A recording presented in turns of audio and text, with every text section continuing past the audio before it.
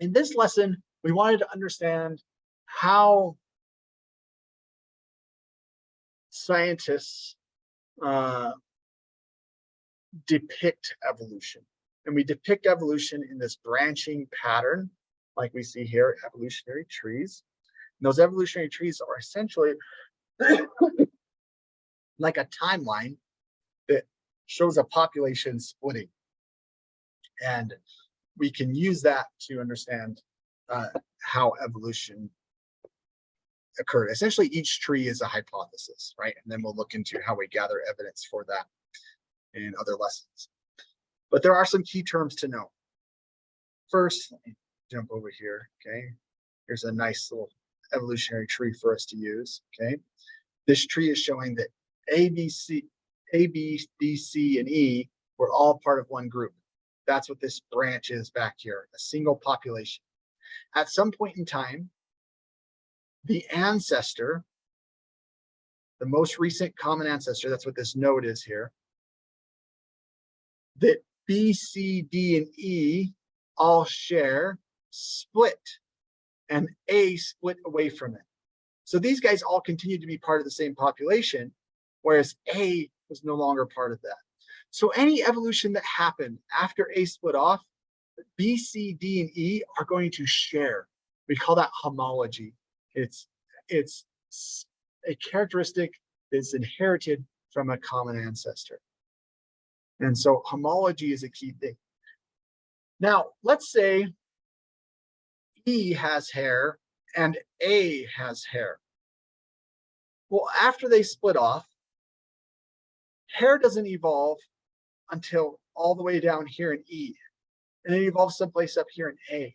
If that were to happen, what we would most likely think occurred was that hair evolved independently in these two different branches, these two different populations. And that would be what we call analogy. It's kind of the opposite of homology, right? Homology is a characteristic that evolved in an ancestor and was passed on to its descendants, whereas analogy is a trait that evolved independently, so there's no common ancestor passing that on. What we want to do is we want to have as much homology in our trees as possible. That's the one that we think is most likely correct.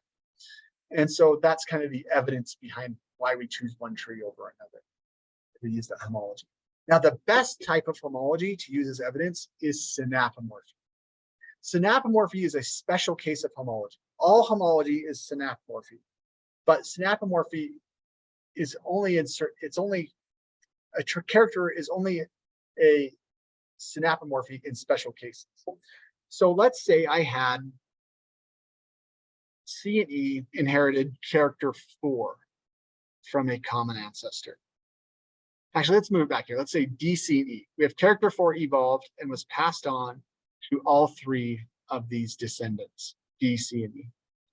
Well, if I'm trying to say, well, C and E should be a group, character 4 doesn't help me with that, right? It's homology. It was inherited by all of these from a common ancestor, but D, C, and E all have it. So it's not helpful for identifying a group that belongs together in their history. And so that's where synapomorphy comes in. Synapomorphy is a trait that defines a group. So if we wanted to figure out why C and E should be together and D should be branching off earlier, we would need to find character 5. Character 5 would tell us that C and E belong together. If character 5 evolved here and was passed on to the descendants. Character 5 would be a synapomorphy for the group C and E. Now, if instead we were trying to figure out why B should not be in the group that includes D, C, and E, why do we kick B out? Now character 4 becomes useful because all 3 of these inherited character 4 from a common ancestor and B did not. So if we're comparing C and E, character 4 is to D, character 4 is just homology.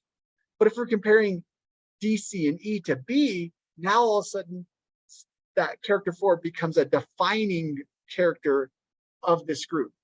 And so that's synapomorphy. All right. So whether it's synapomorphy or homology really is dependent on the comparison you're making. The last 2 terms that are key for this lesson, monophyletic group and polyphyletic group. So a monophyletic group is a group that includes the common ancestor and all of its descendants.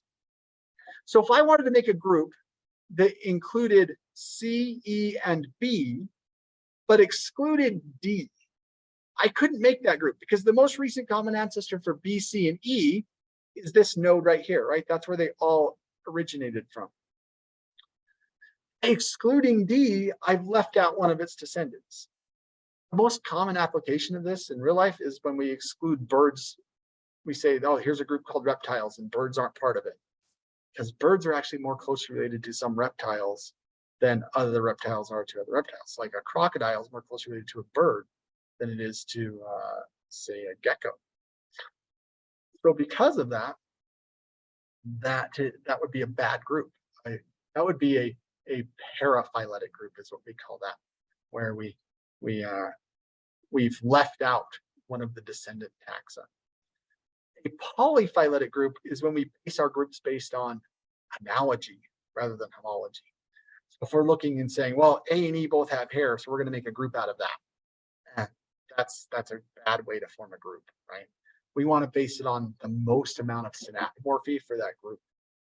So a monophyletic group is the common ancestor and all its descendants. So if we left out D, that's a paraphyletic group. If we include D, B, D, C, and E, that would all be a monophyletic group. So we could have all of them be in our group, and that would be monophyletic. Common ancestor and all its descendants. We could have B, C, D, and E, common ancestor, all its descendants. So that's kind of how we can identify monophyletic groups. We have to have at least 2 members of our tree in there, and we have to go from to be a monophyletic group, we have to include the common ancestor and all its descendants. If you leave one out, it's not a monophyletic group. And monophyletic groups are the ones that we want to identify because then the classification reflects the history and it lets us understand the evolution of those species, like it talks about in the lesson for the chicken and the egg.